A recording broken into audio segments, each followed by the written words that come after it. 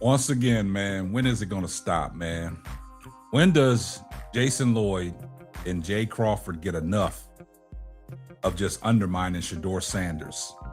It's always anything but Shedeur Sanders. You are now tuned in to a brand new episode of the Simply Ball Dropping Podcast. I'm your host and the man behind the mic, K Sapp. Well, guys, man, we got to talk about what Jay Crawford and Jason Lloyd are saying now about Shedeur Sanders. And once again, our boy GBush ain't standing it. He ain't going for it. And once again, he puts him in check. And we're going to talk about it right after this. Let me put you on game. These other podcasts out here talking that shit, but ain't repping the same. It's my bro K-Sapp, chopping up topics for your optics. From politics to your top hits. Tune in, you gotta watch this. Exclusive material for your radio, stereo, pumping high definition. Stop what you doing and listen. We smashing all competition. You better jump on this wave. Somebody pass me a mic, man, I got something to say. Well, guys, you know I got something to say, man. When is it going to stop, man? When is this stuff going to stop? When are they going to stop talking about Shedeur Sanders every time something surrounded around a quarterback comes up? Now, this all takes place because we know Kevin Stefanski was fired by the Cleveland Browns. He was hired by the Atlanta Falcons. Now he has a young quarterback in Michael Penix that's coming off of an ACL injury. And he's recovering. And they had veteran Kirk Cousins playing quarterback for the Atlanta Falcons. In the last 7 games that Kirk Cousins started, he went 5-2. Now there's reports out that Kevin Stefanski is going to release Kirk Cousins. And I guess decision has been made through the Atlanta Falcons organization with Arthur Blank and everything. So now on UCSS, Jason Lloyd sitting on the couch, Jay Crawford sitting on the couch, and our man GBush sitting on the couch. And they was having a conversation about what's everybody else having a conversation about bringing veteran quarterbacks in for the Cleveland Browns. Anything but Shedeur Sanders. This is what they're talking. Anything but Shedeur Sanders. And the crazy thing about it is, Todd Monken, the new head coach for the Cleveland Browns, has made it abundantly clear that he likes what he sees in Shedeur Sanders, but you got to keep an open mind going into the 2026. He didn't guarantee Shedeur Sanders the quarterback 1 position. He said it's going to be a competition. So there's all kinds of quarterbacks out here that Jason Lloyd and Jay Crawford want to bring in so they can just try to rule Shedeur Sanders out, because what they say is if you're moving forward with Shedeur Sanders, you're not going to be a great football team. You're not going to be a good football team. You're not going to get no wins. You're not even going to get over 5 wins. And what they're talking about is bringing in the likes of Kirk Cousins, Malik Willis, and people like that. And also Matt Jones. Anything but Shedeur Sanders. And what I find interesting is this is probably about the 4th time that GBush from the barbershop has eviscerated their points on when it comes to talking about Shedeur Sanders and why they don't want Shedeur Sanders to be the quarterback for the Cleveland Browns. At this point, Jason Lloyd and Jay Crawford sitting on that couch, they need new talking points, because every time GBush is on that couch with them and they undermine anything that Shedeur Sanders does or brings to the table, and the reason why they don't want Shedeur Sanders to be the quarterback 1 for the Cleveland Browns, GBush always slams them and makes them look bad, turns them into clowns. Like, they don't give Shedeur Sanders no type of respect. Everything is disrespect that comes out of Jason Lloyd and Jay Crawford's mouth. And what Jay Crawford does, he always agrees with everything that Jason Lloyd says. So listen to them guys on UCSS.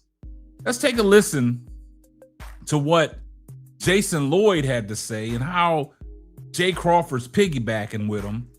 And then we're going to follow up with how GBush just silently destroyed all their talking points and let them have it once again. So let's take a listen to what Jason Lloyd had to say. The nuance that winning games is a priority for this team next year.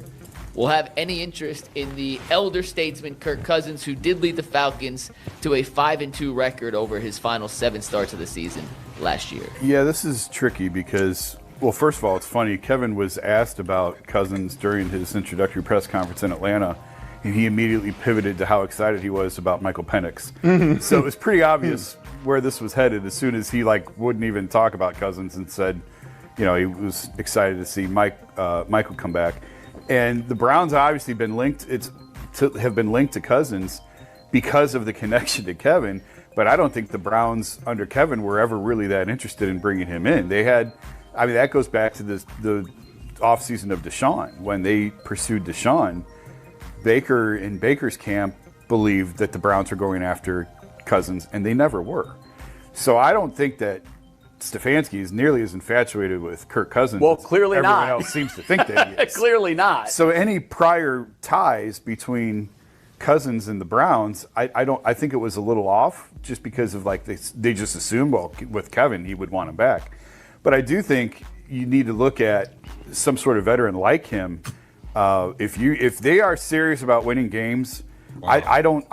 I'm still having a hard time figuring out the plan of what they're trying to accomplish. Yeah, has the here. goalpost moved with Jimmy's comments that we're trying to win in 2026? Well, he said they're going to win more games than they did last year. Yeah, so that sets a bar. It absolutely sets a bar. Where last year I didn't feel like there was a bar set. And certainly there were games last year they had opportunities to win and didn't. The Jets game, obviously. They also won the Titans game. A game or two. They stole the Packers game that they had no business winning. None. The Bengals. So I get that part, I guess. I just don't know what I'm gonna have a hard time figuring out what their long-term plan is here. But I think they got to make some sort of move. Whether it's Cousins, whether it's Mac Jones, whether it's Willis, I don't know yet which one I want to plant a flag in terms of who they need to bring in as some sort of competition or whatever. But if they are really rolling into next season with Shedeur and Deshaun, and I don't think they are, I think that they will bring in something. Wow. But if that's the plan going in, okay, I don't know how you're getting significantly over the 5 wins that you got last year with that plan. Right. Now, you heard what Jason Lloyd had to say, man. And this is what pisses me off, man, because Jay Crawford, he just piggybacks and agrees with everything on what Jason Lloyd says. Jason Lloyd has been sparing this hate narrative towards Shedeur Sanders ever since Shedeur Sanders has come in the building. He's not giving Shedeur Sanders no type of credit. He's not giving him no type of chance. Everything is, if you're rolling with Shedeur Sanders, you're not going to get much done. Jason Lloyd, what are you talking about? You coming from the baseball arena. Same for you, Jay Crawford. You coming from the baseball arena. You don't know too much about football because your talking points are dead. You have the same talking points. Everything is hell-bent around on what the Cleveland Browns need to do with the quarterback position.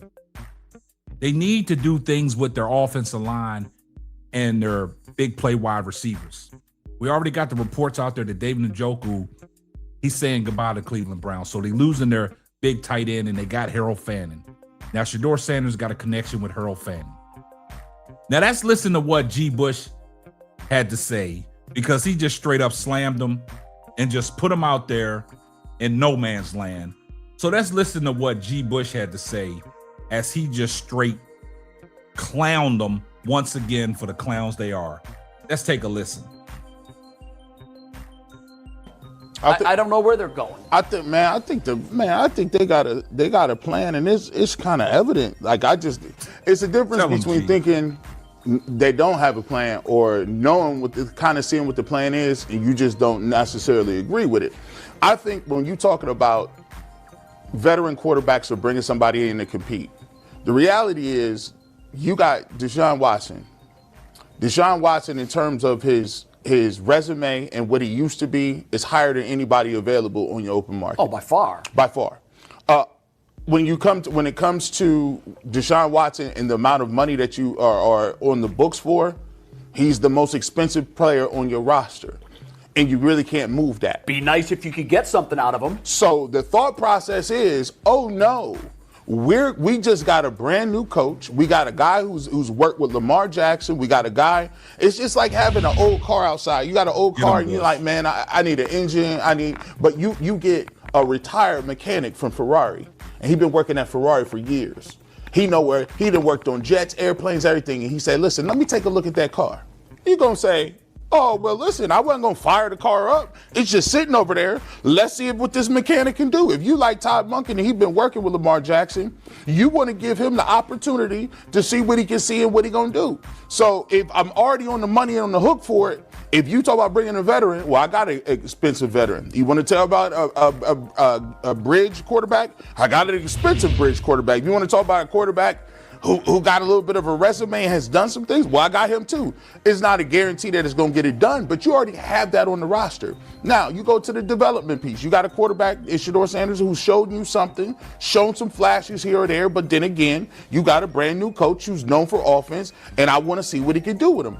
So my thing is, yes, they want to win football games, but in 2026, I think their goal is two things. They want to see what they have in Shedeur Sanders, which is why I believe that he will start off as quarterback one and have the full leeway to get it off in the beginning of the season. Now, what he does in the beginning of the season is going to keep him on the field. You believe that the plan is for Shedeur to be the starter week one? Yes.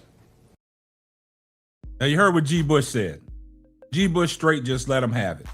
And you see the look on Jay Crawford's face when he tried to rebuttal and say, oh, you think the plan for Cleveland is to start Shedeur Sanders off at quarterback one? GBush said, absolutely. So once again, two clowns sitting on the couch with GBush, and GBush treated them like the clowns they are. Because, guys, we got to understand something. When is this going to stop? The season's over. The Super Bowl's done. Football season is done. Why are they still disrespecting Shedeur Sanders, man? Why are they still talking about Shedeur Sanders? So Jared Bush from the barbershop had to do what he always does and straight cook up another full course meal, give you a nice glass of water to wash it down with. And he clowned them cats for the clowns they are. So you keep doing clown behavior, you get treated like a clown. And GBush is the one out there treating these cats like clowns. They should be tired of sitting on the couch with GBush when they start talking negative things about Shedeur Sanders, because everything that GBush has said has been totally correct. Give the man an opportunity. Give the man a chance. You got a new head coach, an offensive-minded guy, and Todd Monken. See what he did with Lamar. Let him get the same thing out of Shedeur Sanders.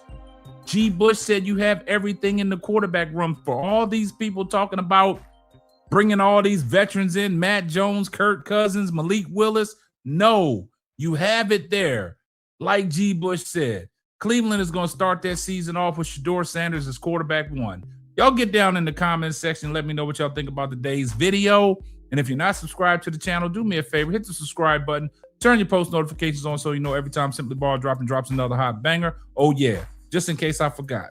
Tell a friend to tell a friend. It might not be for you, but it might be for them.